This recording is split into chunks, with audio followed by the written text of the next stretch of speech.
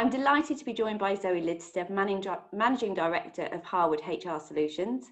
Zoe has a wealth of HR experience supporting a wide variety of businesses and industry sectors. Thank you for sharing your knowledge with us, Zoe. Today we're going to be talking about how to manage an employee that doesn't want to return to the workplace. It's a tricky subject that I think all businesses need to be prepared to tackle. So thank you again, Zoe. As an employer, how should I manage employees coming back into the workplace?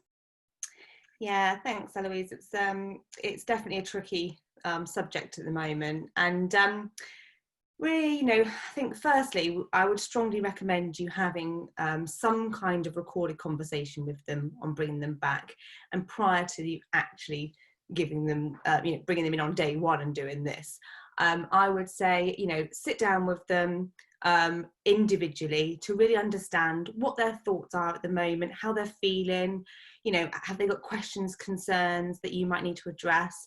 Provide them as well with as much information as you can about what you've done so far to make them feel comfortable on their return. So the risk assessments that you've completed out, what measures have you put in place to make them feel safe? Have you maybe been able to stagger the shifts, entry times, so everyone's not coming in and leaving at the same time? What have you done in terms of the breakout area? Have you enabled enough distance there? Have you got a system that you're planning to use? Also things like traveling to work. Have you considered that? Are you raising that with them? How are they getting into work? And do they feel comfortable with using public transport if that's what they need to do, for example? Also, have they got any health issues that you need to be aware of? Have they got any concerns in regards to that? Be clear about your plan and spend as much time with them as needed to ensure that you understand what their thoughts are and how they're feeling about the return. Yeah, excellent advice.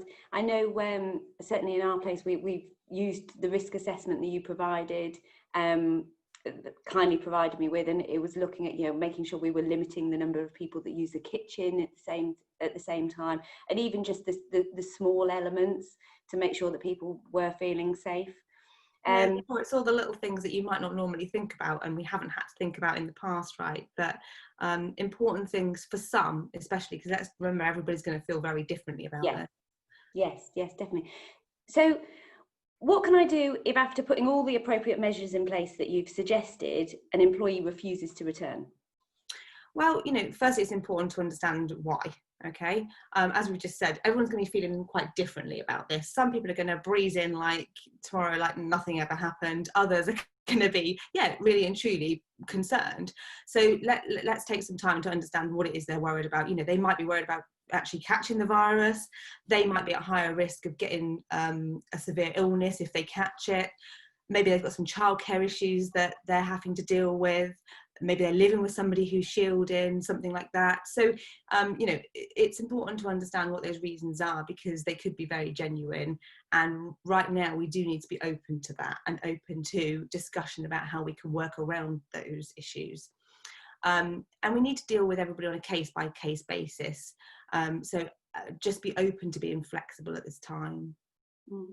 And what options are open to us if an employee provides, or open to me if an employee provides me with a reasonable answer as to why they don't want to return? Well, then you do need to obviously explore what those options are that are available. So, can you allow them to work from home or continue to work from home if they've been doing so? If they have been working from home already, I think that you do need to strongly consider that they could potentially do that for a little bit longer.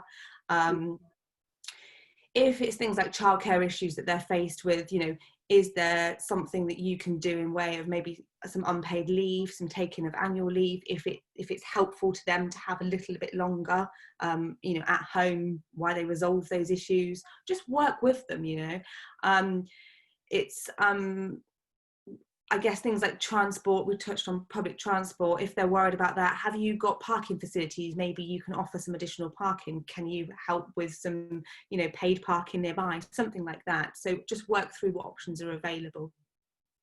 Great. And what if an employee is shielding themselves or they're self-isolating?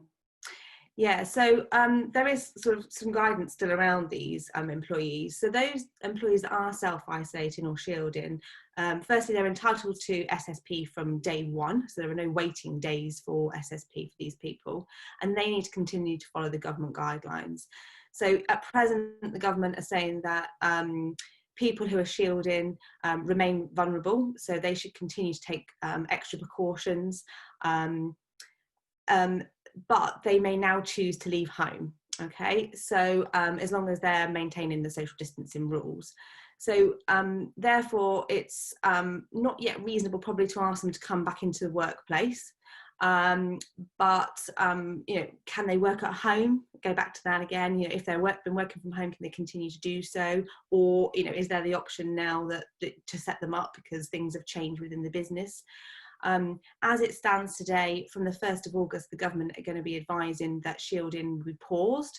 So from this date, they're saying adopt strict social distancing measures rather than full shielding measures, and they can go to work if they can't work from home, as long as that business obviously is COVID safe. So those self-isolating, of course, should continue to do so if there's a requirement to do that, and they'd be entitled to SSP. Okay, great stuff. And so what can I do if an employee is simply refusing to come back to work without a valid reason, or because they'd just prefer to stay on furlough? Yeah, just enjoying being at home. I would say there's some, but maybe not at the moment. Maybe next week. We might have some more next week. Yeah.